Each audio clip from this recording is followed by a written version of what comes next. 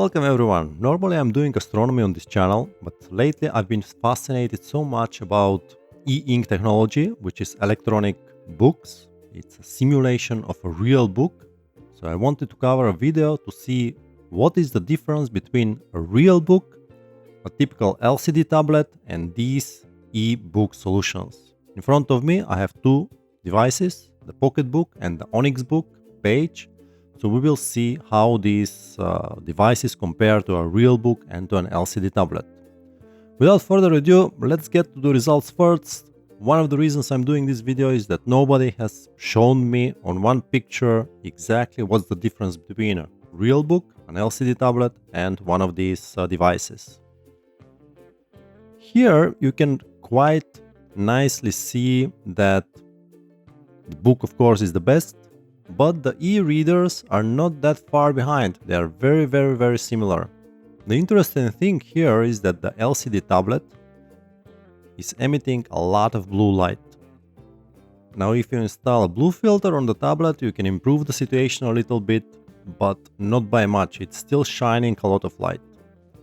Now the key difference between these devices and an LCD tablet is that they are not emitting any light.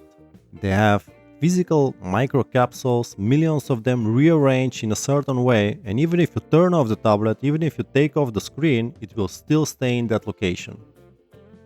Right now this PocketBook is off, and it's quite similar to the picture you see here. It will stay like this possibly for a year.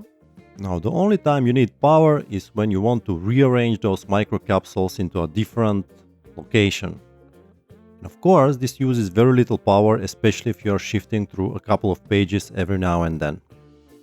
Now, if you have a look at these devices, you will find that they also come in color.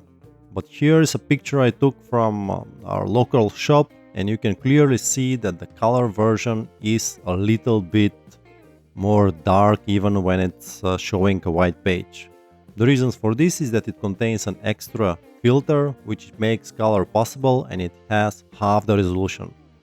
So at this point I don't need it to read any colorful stuff, so that's why I had bought a black and white version of the PocketBook and Onyx book. PocketBook for myself, Onyx book for my wife. Now what's the problem with blue light? Blue light should be avoided after the sun is down because it interferes with our sleep patterns. It suppresses the emission of the hormone melatonin, and as such we have trouble falling asleep, and even if we do fall asleep, our sleep is not that good quality. In this case, really the e-readers are a perfect alternative to a real book. Now the biggest advantage over a real book, of course, is that you can fit literally thousands of books into these devices. You can also use them in a complete dark space. They have a nice front light which you can adjust very easily. We'll see later how to do that. And of course it can go anywhere with you. It weighs very little, and the battery life, it can last about 50 hours of continuous use, which is more than enough. Honestly, since buying this one a few weeks ago, I've had to charge it just once. Now let's have a look at both of these devices, all the functions they have, and then you can decide for yourself if you want to buy one of these, or this will be just an interesting video to keep in mind if you ever want to get into reading a lot of books. First one we'll cover is the PocketBook Era 700. The PocketBook comes into a really nice box. Here you can see that even when the device is fully off, the screen is still displaying the last picture. It consumes power only when changing the screen into a different configuration. It has many applications and settings, Wi-Fi, Bluetooth, rotation sensor, front light settings, and so on. We have immediate access here to all your loaded books as well. Borrowing books with this one is not ideal, as it works by default only with Onleihe in Europe. You can make it work with Libby in USA as well, but it requires some extra steps, so it may not be as comfortable. Now the most important thing, of course, is the reading itself. You can scroll with the pages with two buttons on the side, which keeps the screen clean from fingerprints. This was very important for me, so I wanted an ebook reader with buttons, real buttons. You can customize the reading by changing the font, size, margins. You can install Amazon's Bookerly font, which is optimized for reading, which is what I have done here. You can also install CoreReader, a special application which is free, advanced reader. It's literally just copy-paste from the internet, and it's quite useful, especially for comic books in PDF. It is great for PDF as it allows you to set the contrast and many other options which are important for scans of comic books of various quality. After this, it flips through the panels nicely. You can use the buttons or tap on the screen. Getting books to the device is real easy through the PocketBook Cloud or Dropbox, and you can of course always load anything with an USB cable. It has USB-C, so it's very fast to load anything. I also have many settings that allow the customization of the device in many ways. You can also use it to browse the internet, although the screen of course is not ideal for that. What is highly recommended is a case for the device, as the screen of ebooks are quite fragile and can crack under pressure or if you drop them unprotected. They are really not as sturdy as a cell phone. Now, I got this one from AliExpress for like $16, which is absolutely perfect as I love astronomy and it has a real star map. Now, what I really love about the PocketBook official app is that you can easily set the light settings depending on your current environment, which is something I really often do with two simple gestures. The best thing about these devices, you can simply flip the cover and it will go to sleep. It will stay like this for days without consuming much battery. And open it up and start back again right at the place you left it, just like a real book. That was the PocketBook Era 700. I really like this one. I've been using it for a few weeks.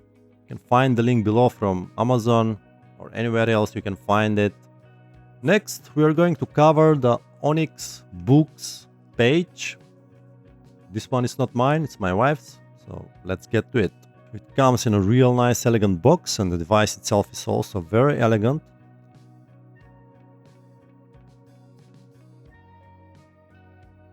Now the main difference is this one runs Android 11. It is literally an Android tablet with an e-ink screen.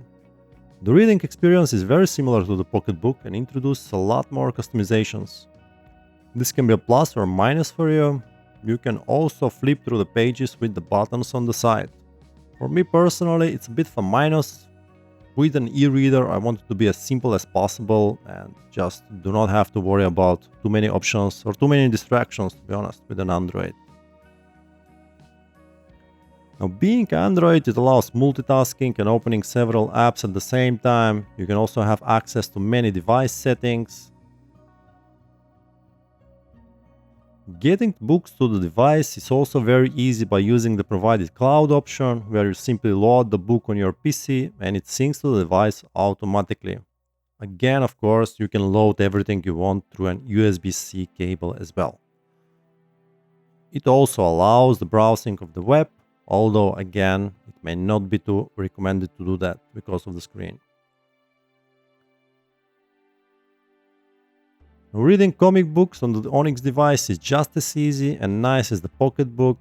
By far the biggest advantage of an Android device like the Onyx over PocketBook is the ability to install every app out there for borrowing books. In this case, that's the main reason why my wife went with the Onyx Boox. Actually, she had a PocketBook before as well. We had to return it and get the Onyx, because in Czech Republic there is an application called Palmknihy which works only with Android and it allows you to borrow literally tens of thousands of books from our Czech libraries. Personally, I do not borrow any books, so I'm happy with the PocketBook. It is also highly recommended to get a cover, as again these devices, keep in mind, are very fragile. This one snaps automatically with a magnet. Closing the cover puts the device in sleep and opening it puts it back on the page where you left it, just like a real book. Here we can also set the intensity and warmth of the light.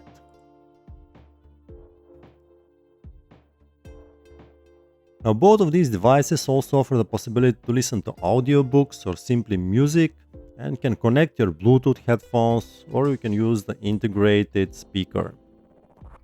They both allow taking notes and working with the stylus very easily. You can also buy books directly from the device in their online stores. Now both of these devices come with the same screen, which is the E-Ink Carta 1200. So it comes down to software. One is Android, the other is a proprietary operating system. If borrowing books is a priority for you, then possibly the Onyx Boox is better, because you can rest assured it will be compatible with whatever application is used at your location. If on the other hand you don't care too much about borrowing books, you can just sideload your own books, then yeah, the PocketBook is cheaper and it offers a simpler, more user-friendly interface where you don't have to worry too much. So at the end of the day, what's the verdict? Can it really replace a real book and a comic book? I'd say these two, they can be very easily replaced. And to be honest, right now I'm just reading a lot of stuff on my PocketBook when it comes down to books and comic books. But replacing one of these, I don't think that's an option, even if you get a bigger color ebook screen. Books like this, they will simply never be replaced, because I mean, look at this. You are just never going to be able to replace this with a normal, useful ebook option. So are books going out of business? I don't think so. They still have a lot of quality, so I'm still keeping some of my books, yeah? What about you? Have you ever tried one of these e-readers? Drop me a comment, let me know. And if you haven't, feel free to analyze some more and consider buying one of these.